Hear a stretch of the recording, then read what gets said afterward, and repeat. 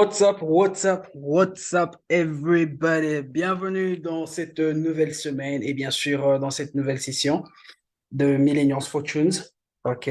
Aujourd'hui, lundi le 27 mars. Bon début de semaine à tous. Josh ici. Et comme vous le savez, chaque lundi, nous jetons un coup d'œil sur le calendrier économique, voir quelles sont les annonces de la semaine et voir bien sûr quels sont ces pairs qui seront affectés par ces annonces-là. Et ensuite, nous transitionnons bien sûr sur notre plateforme de MetaTrader pour bien sûr analyser les graphiques. Alors, si c'est votre toute première fois de nous rejoindre, n'hésitez pas, abonnez-vous, ok, sur notre chaîne YouTube pour tout le temps être notifié à chaque fois que nous avons ces vidéos mises en ligne. Alors, sans plus tarder, on va y aller.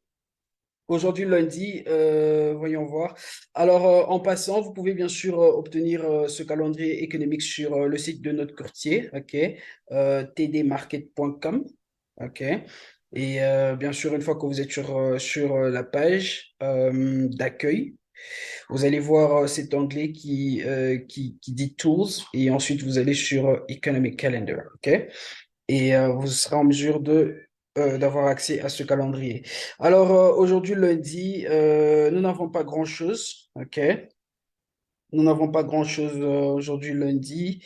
Il n'y a vraiment pas de, il y a pas de grandes annonces, à part à 19 heures juste, OK? Aujourd'hui, nous avons le gouverneur de la banque anglaise qui va faire un discours, OK? Là, c'est à 19 heures juste, donc on va garder un œil dessus.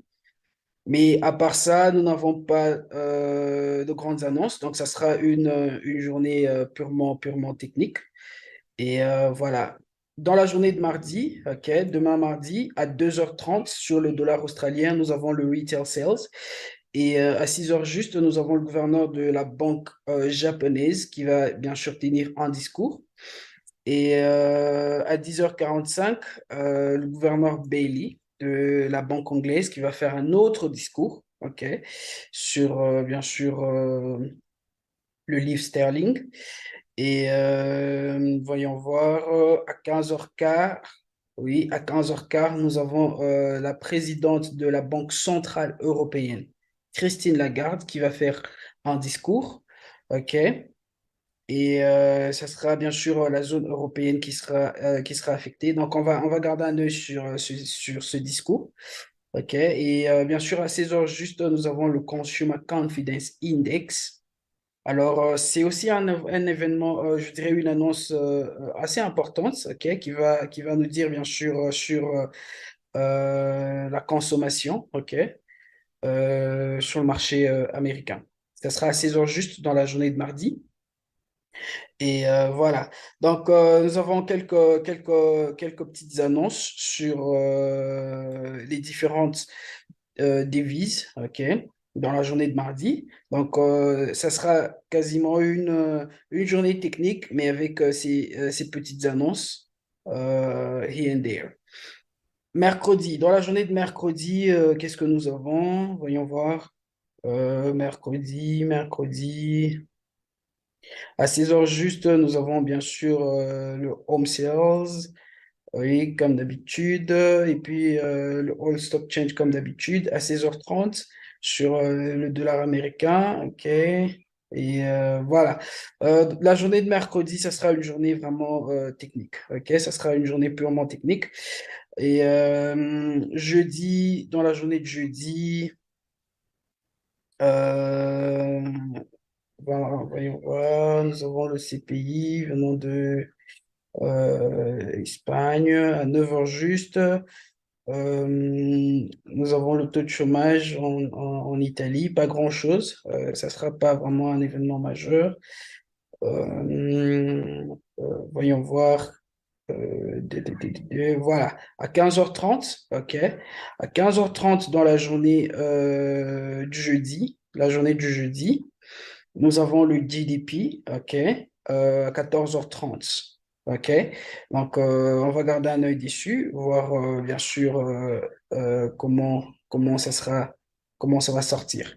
Et à 15 heures juste, pour ceux qui sont en train de trade le rand sud-africain avec nous, nous avons le taux d'intérêt qui sera annoncé sur le rand sud-africain, très important pour ceux qui sont en train de trade le rand sud-africain avec nous, ok? Donc là, c'est dans la journée du jeudi, ok? C'est deux annonces. Et dans la journée de vendredi, pour clore la semaine, à 1h30, excusez-moi, à 1h50, nous avons le retail sales, ok, sur le yen japonais. Euh, quoi d'autre? À 8h juste, nous avons le GDP sur le livre sterling, ok. Donc, le livre sterling sera bien sûr affecté. Nous avons le CPI venant de la France, ok, c'est pas grand-chose, mais voilà, ça en valait la peine de mentionner. Nous avons le unemployment rate. Voyons voir qu'est-ce que nous avons d'autre. Voilà, nous avons le CPI ici. OK. À 11h juste, nous avons le CPI euh, venant de la zone européenne. OK. Donc, ce sera un événement qu'on va garder à l'œil. Apparemment, on n'espère pas avoir de changement. OK, d'après les prédictions, mais on va voir comment les chiffres vont sortir. OK. Et bien sûr, à la même heure, nous avons également le taux de chômage dans la zone européenne. OK. Et ça sera bien sûr très important de garder ces deux événements à l'œil dans la journée du vendredi. Voyons voir qu'est-ce que nous avons d'autre. À 14h30, nous avons le GDP sur le dollar canadien. OK. Le GDP sur le dollar canadien. Et, euh, et à 17h juste, nous avons un autre discours de la présidente Christine Lagarde, la présidente de la Banque centrale européenne, ok, qui va faire bien sûr un discours à 17h juste dans la journée de vendredi. Et voilà, c'est tout pour cette semaine. Ceci étant dit, nous allons bien sûr transitionner sur notre MetaTrader et voir bien sûr qu'est-ce qui est en train de se passer. Alors, nous allons commencer avec notre paire de base qui est le euro USD. Alors, on a eu ce breakout, ok? Le prix, il est allé à la hausse, ok? Il est venu briser cette structure, ok? Vous allez voir quand même le haut là, il a brisé ce haut de façon impulsive. Et bien sûr, le prix maintenant, il s'est retracé, ok? Il s'est retracé sur cette zone, la zone 1.0708, ok? Alors, qu'est-ce qui va se passer? Nous allons attendre bien sûr avoir un autre retest de cette zone. OK? Je vais mentionner cette zone 0708. Attendant que le prix revienne retester à nouveau cette même zone, bien sûr. Et comme vous le voyez, le mouvement baissier qui est venu là, ce retracement-là, bien sûr, vous allez voir qu'il y a eu une forte rejection là. Attendant que le prix revienne retester cette même zone encore une fois. OK? Et bien sûr, ça pourra nous donner une opportunité d'achat. OK? Donc, jusque-là, rien n'a changé sur Euro-USD. Nous anticipons toujours un achat. OK? Sur Euro-USD. Et vous allez voir en fait que même quand on met nos zones faibles, ok, quand nous utilisons notre Fibonacci, vous allez voir que cette zone coïncide avec nos zones faibles. Donc, rien n'a changé jusque-là sur Euro-USD. Ensuite, nous avons Euro-CHF. Euro-CHF également, on a eu un mouvement impulsif haussier, attendant que le prix revienne se retracer dans nos zones faibles là, ok? C'est quoi ces zones? Je veux dire, c'est quoi cette zone? C'est la zone 0,9840, ok? Très important. La zone 0,9840, 0,9840, ok? Je vais faire ceci. Voilà, cette zone, je veux voir le prix revenir retester cette zone, ok? Voilà, on va voir le prix revenir retester cette zone. On a eu ce mouvement aussi, ok? Et bien sûr, le prix s'est retracé là, il a rejeté et il est encore en train de revenir retester cette zone à nouveau, ok? Attendons voir le prix retester cette zone à nouveau, nous donner une confirmation et bien sûr, nous allons prendre quoi? Nous allons anticiper un achat, ok? Donc, voilà. Voilà, avec Euro CHF, ensuite GBP CHF, exactement pareil. Alors avec GBP CHF, vous allez remarquer en fait que ça fait un bon bout de temps que nous suivons ce mouvement, ok? On a eu ce mouvement impulsif haussier, là je suis sur le daily, et bien sûr nous avons eu cette correction. Et dans cette correction, on peut voir bien sûr qu'on avait eu cette correction complète. Et là, le prix est en train de repartir à la hausse. OK? Très important. Le prix est en train de repartir à la hausse. Et du coup, il s'est retracé. OK? Il s'est retracé. Il est encore en train de se retracer. OK? Donc, attendons bien sûr voir le prix revenir dans ces zones, dans nos zones faibles. OK? Attendons le prix revenir dans nos zones faibles. OK? Aux alentours de cette zone. OK? Je vais voir bien sûr le prix de tester cette zone qui est quasiment la zone 1,1175. OK? Euh, je vais voir le prix, voilà. On va voir le prix revenir retester cette zone et ensuite repartir à la hausse. OK?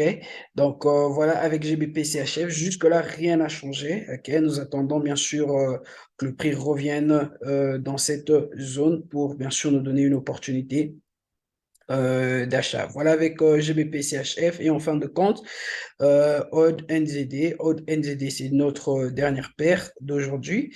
OK. Alors, comme vous le voyez, on a eu ce mouvement baissier, OK, un bon mouvement baissier, mais après le prix, il est en train de monter de façon structurelle, OK. Le prix, il est en train de monter de façon structurelle, ce qui nous donne une indication que probablement le prix va continuer son mouvement baissier. Alors, qu'est-ce qui va se passer? Attendons que le prix revienne retester la zone de résistance, cette zone de résistance. OK? Cette zone, la zone 1,0806. OK? C'est cette zone que je veux voir le prix revenir retester. Jusque-là, le prix, il n'a encore rien fait. OK? Il est presque au milieu. Attendons de le voir remonter jusque-là. OK? Et bien sûr, une fois que le prix remonte là et nous donne un nouveau haut, là, bien sûr, ça pourra nous donner plus de confirmation pour vendre ce mouvement. Donc voilà avec Odd NZD, ok, jusque-là, rien ne s'est encore passé. Nous restons patients et attendons voir le long de la semaine comment le prix va réagir. Donc voilà un tout petit peu pour cette journée du lundi. Ok, comme vous savez, les lundis sont très souvent slow. Et voilà. Donc, gardons un œil sur ces paires. Et quant à moi, je nous donne rendez-vous demain à la même heure. Que Dieu nous bénisse et à très bientôt.